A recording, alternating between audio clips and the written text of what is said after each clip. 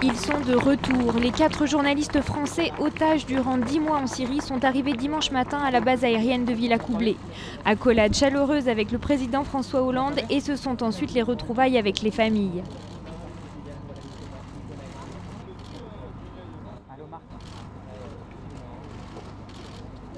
Avant de rejoindre en hélicoptère la base de Villacoublay, Didier François, Édouard Elias, Nicolas Hénin et Pierre Torres avaient d'abord été ramenés sur la base militaire d'Évreux pour des examens médicaux. C'est un jour de grande joie pour eux-mêmes, vous l'imaginez, pour leurs familles ici présentes, pour leurs amis, pour leurs proches.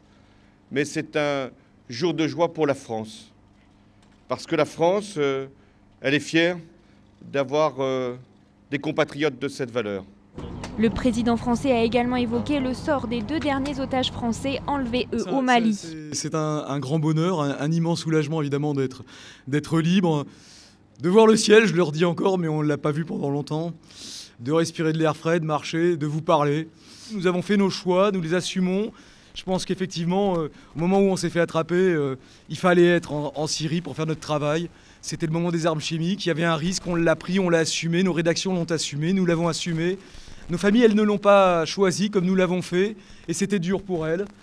On est très heureux qu'elles aient traversé cette épreuve, qu'on leur impose. Et voilà. Je m'excuse, je suis un peu ému.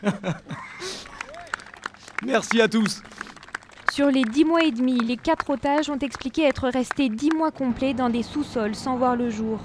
Sur les conditions de leur libération, le ministre des Affaires étrangères Laurent Fabius a seulement précisé que les 4 Français avaient été relâchés près de la frontière turque et qu'ils avaient été récupérés par les autorités du pays.